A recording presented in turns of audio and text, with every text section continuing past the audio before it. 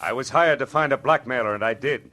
But first I found a badly beaten Adonis, a Jezebel with an accent, and a man who had been an easy mark for murder.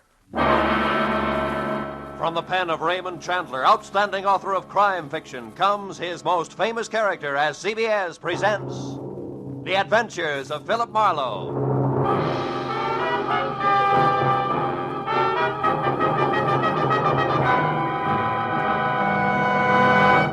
And now, with Gerald Moore, starred as Philip Marlowe, we bring you tonight's exciting story, The Easy Mark.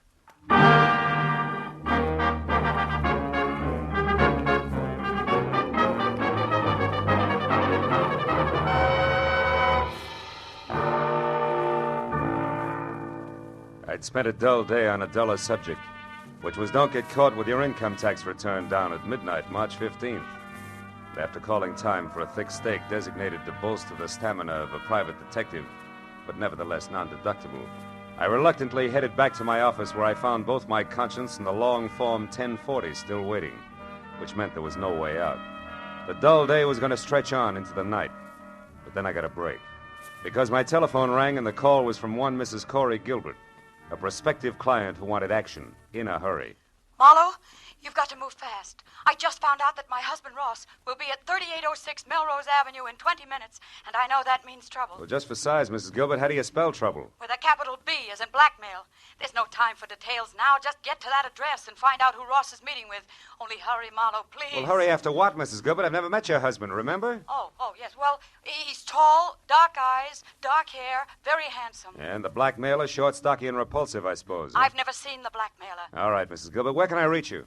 Well, I live at 439 and a half Ogden Drive. The phone number is Gladstone 8195. 8195. All right, Mrs. Gilbert, I'll call you. Thanks. Oh, and Marlowe. Yeah? Hurry, will you?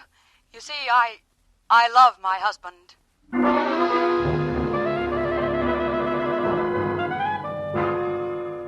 I was a little more than 20 minutes finding the address on Melrose.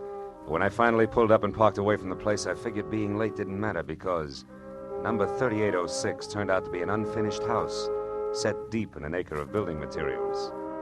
I was about to head for a telephone and get an explanation from a confused lady named Corey Gilbert when a lot of noise from what would someday be a living room changed my mind. Then I knew that my client had the right address after all, because there in the pale light of a slice of moon, taking the last of an awful beating from a thin man with a thick beard and a lot of muscle, was Ross Gilbert. Dark eyes and dark hair, like she said, but no longer very handsome.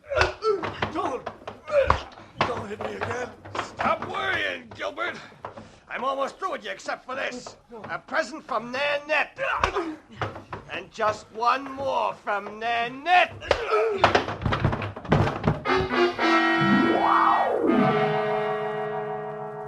That last punch stacked Ross Gilbert onto a pile of rough lumber like he was another 1x12.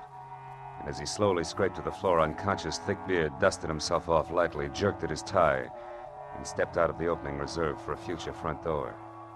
I started over to help Ross Gilbert, but then I remembered that my client wanted to know who her husband was meeting and why, not how hard or fast he could swing. So I decided for the time being to play it quiet. When Thickbeard got into his car, I got into mine.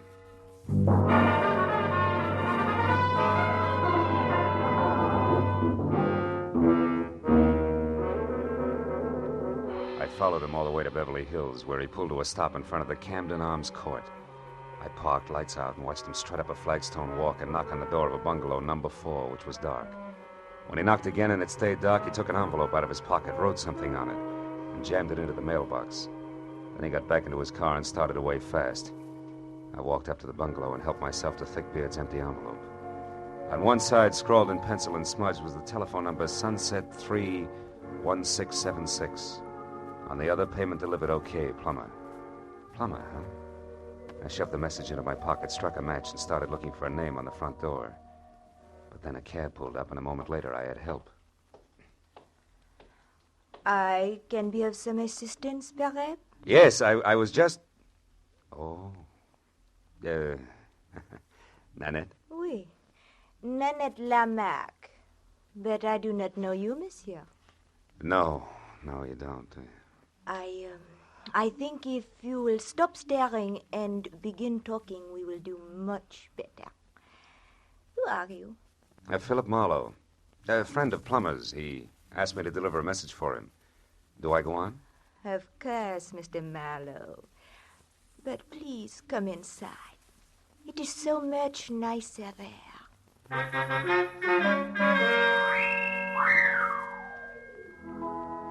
Nanette was so right about it being nicer inside. There were lights. And that made it easier to see that the lady with the thick French accent and the gorgeous waistline was something that could have mustered her own foreign legion. She was narrow green eyes and open red lips, topped by a lot of close-cropped, soft brown curls that kept running into each other. And for a dress, she was wearing about a quarter of a mile of draped chiffon that, in the right places, fitted a little closer than her own skin. When I told her what I claimed had been a message from Plummer himself, she purred her thanks and started to mix me a drink. When I brought up the subject of blackmail, she stopped abruptly, spilling a bottle of perfectly good Kentucky Tavern all over the table. Blackmail? What do you mean, Marlowe? Extortion, honey. The malpractice of getting a lot for knowing a little that's not nice. You're swinging wild now, mon cher. Maybe. But if it doesn't bother you, I'll stay right with it. Because I'd like to know why you and Plummer, who have such an easy mark, insist on throwing rocks. What easy mark are you talking about? A tall, dark, and used to be handsome guy named Ross Gilbert. Ross. Soda, Marlowe? Yeah. But don't make it too sweet, honey. I can't take it that way. Nanette will be very careful not to make it too sweet. There. Tell me, mon cher, when did you last see Plummer? Before tonight, I mean. I'm not sure. I think it was at the fights over at the Legion Stadium last week. Now, do I get my drink? Oui, mon cher. You will get your drink in your face, liar. Tell me, Frenchie. Is that pearl handle 32 considered the very latest along the Champs-Élysées? You have lied to me, mon ami. You see, Plummer only arrived in Los Angeles the day before yesterday, for the first time in his life. All right, I made a mistake about seeing Plummer at the fights last week. Now, why don't you put away the gun and we'll talk about Ross Gilbert? Ross Gilbert is a man I hate with all my heart. A man I could kill right this minute. And that, Marlowe, goes for anyone connected with him. So now get out. Oh. Without even so much as an au revoir? I reserve au revoir for my friends, Marlowe. Good night.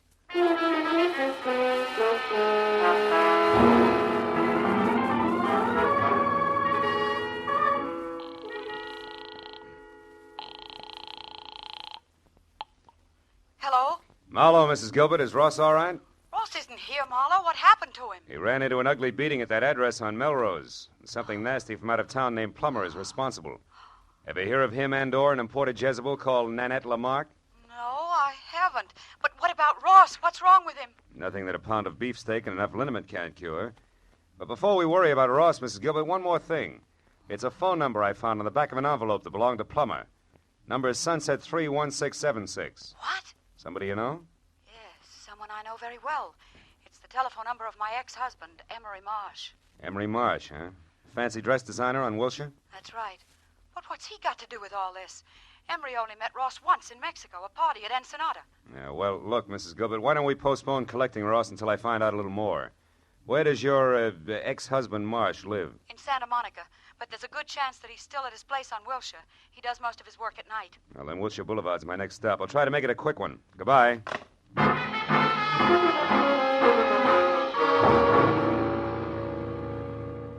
Emery Marsh's place on Wilshire was an expensive shop with a single velvet-lined show window that was home for a beautiful mannequin wearing an evening gown that would drop at the first sneeze.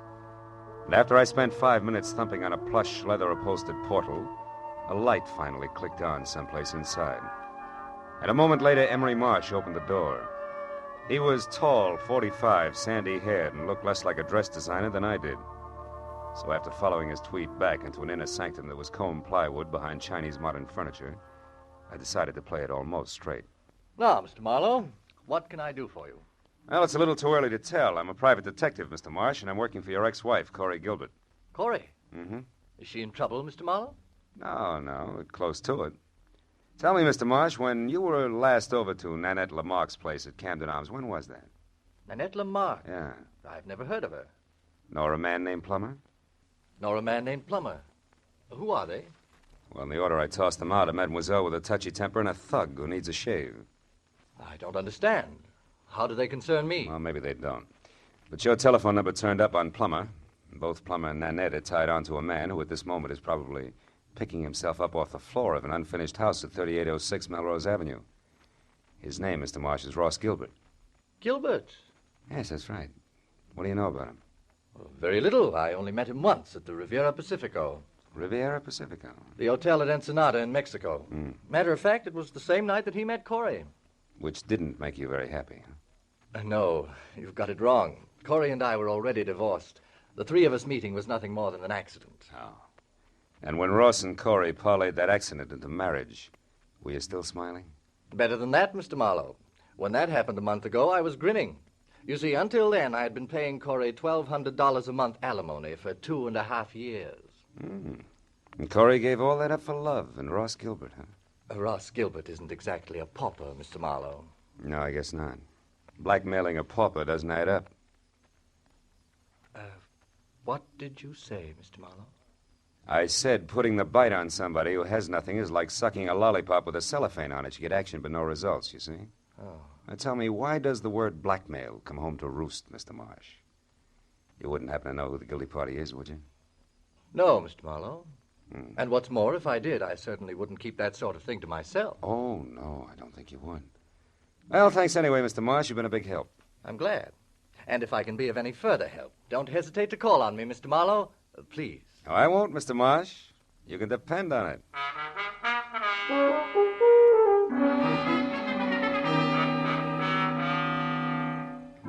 All the way from Wilshire Boulevard to Mrs. Gilbert's place on Ogden Drive, I kept wondering who wanted how much out of Ross Gilbert and why.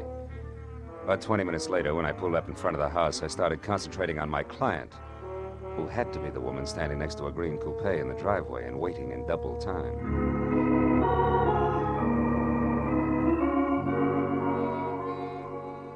Corey Gilbert was long, flowing blonde hair draped over shoulders that at the moment looked like they were carrying the weight of the world. But she was prettier worried than most women who always keep it gay. Mr. Marlowe?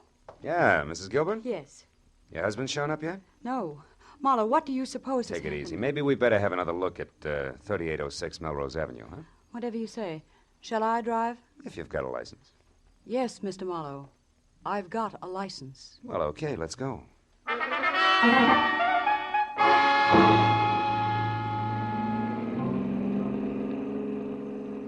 The way we took off in Corey's Nash, I wasn't sure whether her license was for driving a car or an airplane. And while she kept it to 83.5 AAA on the accelerator, she talked about her husband and why she was worried. By the time we were near the place, I knew all about the party in Ensenada, their whirlwind courtship, and what a fine guy Ross Gilbert was. When we got out of the car and started over the last 100 yards toward the unfinished house, I'd learned everything Corey knew about the blackmail angle, which wasn't very much. It started last week, Marlowe, when we got back from our honeymoon. Ross wasn't himself at all. He was worried. He forgot how to laugh. He argued with me over any and everything. Where does the blackmail come in? I don't know. He wouldn't tell me what was wrong. Then this evening, just before I called you, I overheard him talking on the telephone. That's when I caught the word blackmail and this address. Now, maybe Ross will be able to fill in a few of the blanks for us. Oh, he was over here in this room on a pile of lumber when I... Ross! Plummer must have done a lot more damage than I figured. Ross! Ross! Take it easy, baby. Marlowe, what is it? Is he... I'm afraid he is, Corey. That man! He beat him to death! No, Corey, that round hole in Gilbert's chest wasn't made by a fist. From where I stand, it looks like a .32 caliber bullet.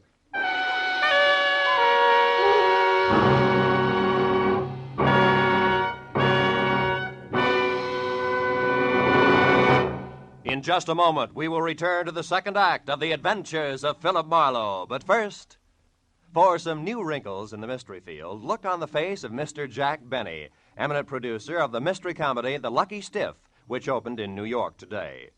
Although Mr. Benny's stars are Dorothy Lamour, Claire Trevor, and Brian Donlevy, Jack's face is covered with new wrinkles because he couldn't be in New York to sell the tickets himself.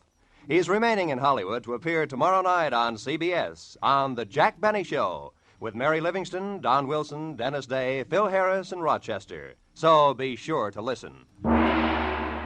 And now, with our star, Gerald Moore, we return to the second act of Philip Marlowe and tonight's story, The Easy Mark.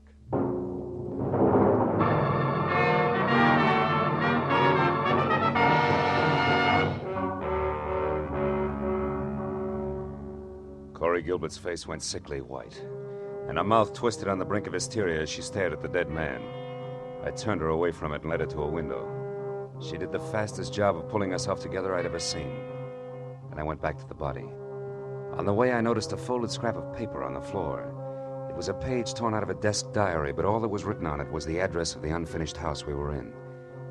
I looked down at what had once been Ross Gilbert. Setup didn't make any sense. A victim of blackmail had been beaten up by a total stranger, and then, a little while later, murdered. Somebody had killed the goose that was laying the golden eggs, and it didn't figure in any direction. Well, I just about decided to go through his pockets when a sound from Corey changed my mind. Marlowe, come here, quick. What is it, Corey? There's someone out there. I saw a shadow move. Get away from the window. Marlowe, there, running.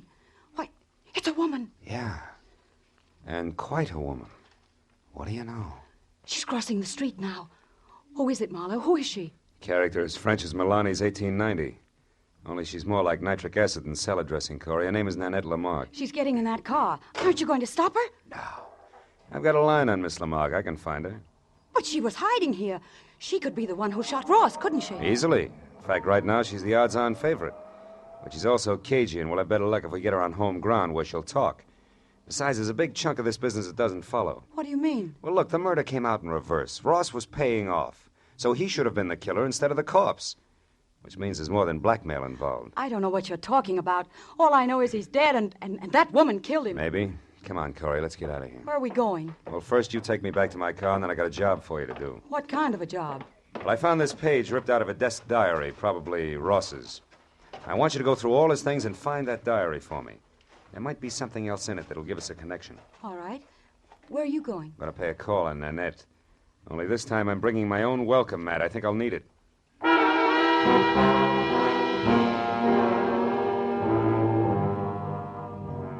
After Corey dropped me off, I called Lieutenant Ibarra at Homicide, reported the body, and then I got into my own car and drove out to Beverly Hills again, to the Camden Arms Court. Nanette's bungalow had lights on. I parked down the street and made tracks back through the landscaping to a side window. Nanette was playing pin-up girl on the arm of a divan as she watched someone pace back and forth across the room. When I got close enough to hear what was being said, that someone turned out to be Corey Gilbert's first husband, Emery Marsh. Like chickens with their heads off. So Ross Gilbert was shot to death. But I've got to know the truth about one thing, Miss Lamarck. My entire life's work is at stake. Can't you understand? All right, Monsieur Marsh. Do not break out into tears, I will tell you. Plummer is merely a private investigator I hired to locate Ross Gilbert for me. Now, are you happy? No. Why did such a person have my telephone number? That's what I want to know. I'll be ruined if I'm involved in this mess. My reputation means everything to my business, and, well, things aren't going too well just now. If I'm connected with a scandal, I'll be wiped out. Well, stop worrying. I saw you with Ross Gilbert 3 or 4 times before he disappeared. So I gave your name to Plummer as a possible lead to Ross. That is all. Why did you want to find Ross Gilbert? That, mon ami, is none of your business. You found out what you wanted, so good night. All right. I'll go. But can I count on you to keep my name out of this? Listen, I am counting on me to keep my own name out of it. And I will be very busy doing that. Good night. I plastered myself up against the side of the house and watched Emery Marsh leave. He looked anything but happy over the result of his interview with Nanette, but I figured I had the benefit of experience to work with and less to lose than he had. So I waited until he was out of sight, and then I stepped up to the door, braced myself, and tried my luck. You again. Yeah, and I want to talk to you. Get your foot out of my door. Ow! Oh, get out of here. Get out. Not until we've had a nice, quiet chat, Nanette, and I think we'll take up where Emery Marsh left off. What? Look, just who exactly are you, Marlowe? Your boy Plummer and I are distant fraternity brothers, but there the similarity ends. Just another chief private detective. Oh! Okay, baby, if that tough stuff's the only language you understand, we'll talk that. Don't stop it. Leave me alone. Now get over there. Sit down. Oh, you ape. I'd be nice to me if I were you, Nanette. Because I just love to see a rope around that lovely neck of yours. And what's more, I can almost put one there. You're in a mess right up to your accent. So start making answers beautiful and keep them straight. First, why did you put Plummer on Ross Gilbert's trail? Because he double-crossed me, that is why. Double-crossed you how? He ran away from me. He was mine, all bought and paid for, you understand? Not exactly. When I met him, he was flat broke. I bought him every decent stitch of clothes that he had. Gave him everything he needed to be a gentleman because we were going to be married. And then he ran out on me and took everything with him that he could lay his hands on. Go on. Nobody does that to Nanette Lamarck. Nobody. So you hired that licensed thug plumber to find him and beat him half to death, right? Exactly. Well, go ahead, baby. The story doesn't end there. Tell me the rest, the good part. About how you waited until Plummer got through with him, and then you went down to that unfinished blueprint out of House and Gardens and killed him. No, that is not true. I did not do that. Why, I could not. It's no bigger lie than the rest of it. Where's that pearl handle 32 of yours, Nanette? And don't reach for it. Just tell me. What do you want with I me? want to see if it's been fired. Now, where is it? Call it, Jack. Oh, fine. Plummer. Miss Lamarck might not like for you to see her gun. Oh, I thought you would never get here. Who's this character, Miss Lamarck? Another private detective. Marlowe by name. No kidding. Well, we got a lot in common, haven't we, Jack? Yes. We've each got 2 arms and 2 legs. And the name is Phil. Oh, that's the way it is, huh? Well, listen, Jack. You got no business here in the first place. For 2 cents, I'll chop you down. You're even cheaper than I figured. Why, and you you can put big- away that big, nasty gun, too, because I got you cold.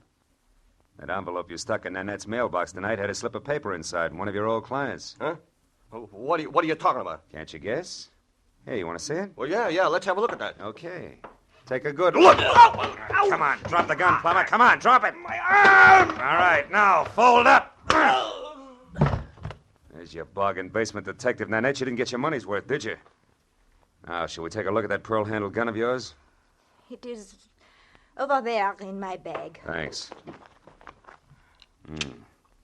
Clip's full, and that smell sure isn't gunpowder. Of course not. I did not kill Ross.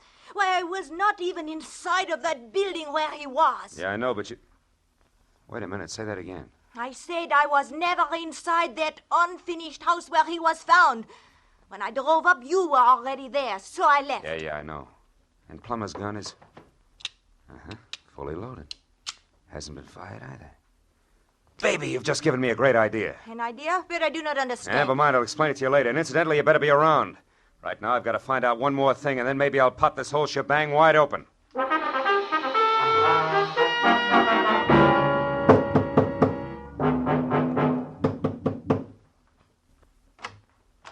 Mr. Marlowe, Good evening, Mr. Marsh. Lucky to find you still working, huh? late hours are a habit with me these days. Come in. Thanks. Mr. Marsh, I've come back for that help you offered me earlier this evening. I see. Well, the offer's still good. Fine. I think your ex-wife, Corey, is lying to me. She claims you didn't know Ross Gilbert, that you only met him once at that party in Ensenada, but you did know him, didn't you? Why, yes. As a matter of fact, I did get acquainted with Ross slightly. We had dinner together a few times. Uh-huh. And you really did favor his marriage to Corey because it freed you automatically from that alimony load you were carrying. That's correct, Marlowe, but I don't And see... it's also correct, isn't it, that you couldn't afford to go to court to have your alimony reduced because that would let your snobbish clientele know you were going on the rocks. Yes, that's also true. And maybe it's true that you actually engineered the marriage and it backfired on you. Very smart, Mr. Marlowe.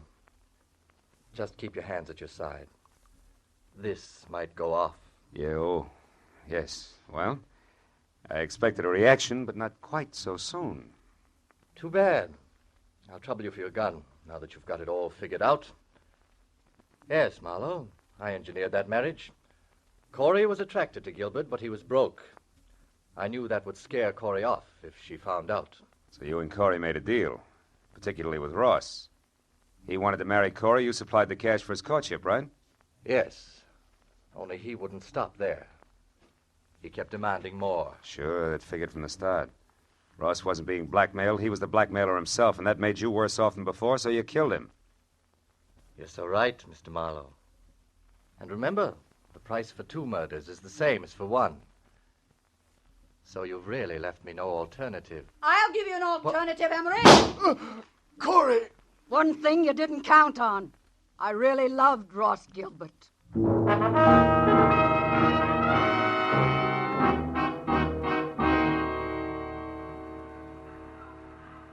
Well, I guess that winds it up, Corey. Emery's in the hospital, and Nanette and Plummer are both in the clink. Too bad I only hit Emery in the hand. I never could trust my aim. It's always been bad, in a lot of ways. It was good enough tonight, baby. Lucky for me you showed up when you did. Say, what made you come to Marcia's place, anyway? Well, that page from the desk diary paid off, Marlowe. Only we made a mistake. No? It didn't come from Ross's diary. It came from Emery's. I finally remembered his handwriting. Mm-hmm. Now, you tell me something, Marlowe. Yeah? How did you know Emery was guilty? Oh. Well, he made the oldest slip in the book. When he was talking to Nanette, I overheard him say that Ross had been shot. Emery had no way of knowing that Gilbert was dead or how he'd been killed unless Nanette told him. And for a while, I thought she had, but then I found out that she couldn't have because she'd never been inside the house where we found Ross. So it had to be Emery. Sure. I see.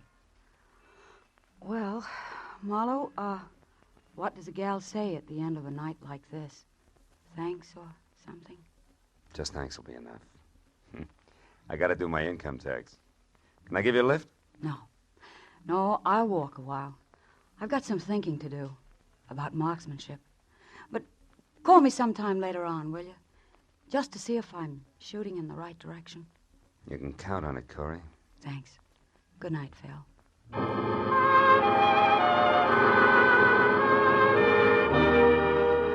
I watched her for a moment as she walked down the street all by herself, deep in her own thoughts, and it looked to me like she was playing it strictly square. I almost wanted to follow her. The first time in a long time, I felt like I wanted to get to know a client better. But March 15th can slip up awfully fast, and that long Form 1040 was still unfinished and waiting for me in my office. So I decided to go back and work on my income tax and play it strictly square, too. After all, that's really the easiest way in the long run. Yeah, I keep telling myself.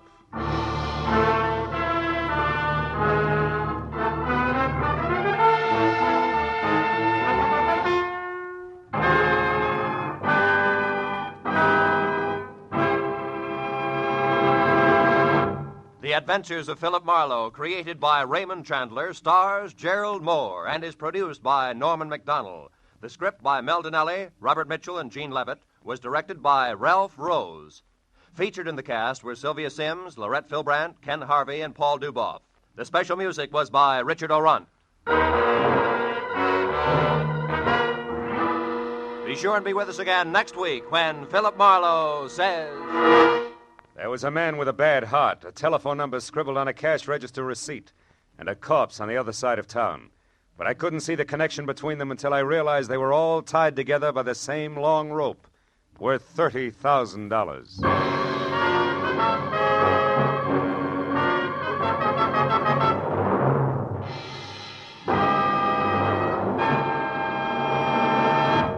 Next Wednesday evening, February 2nd, CBS will bring you a moving, powerful drama of a reporter who took an assignment he eagerly sought, only to find it came too close to home. Its title is Mind in the Shadow. Its star is Eddie Albert, and its story tells how the reporter set out to reveal the shocking facts about our mental hospitals, and then learned that his lovely young wife might have to enter one. Based on actual documentary evidence of conditions existing today, you'll find Mind in the Shadow, a revealing story of something which could happen to you. Hear Mind in the Shadow, starring Eddie Albert, next Wednesday evening, over most of these same CBS network stations.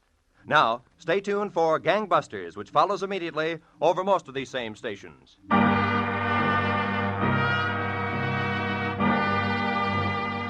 This is Roy Rowan speaking for CBS. Jack Benny's new address, Sunday night on CBS, the Columbia Broadcasting System.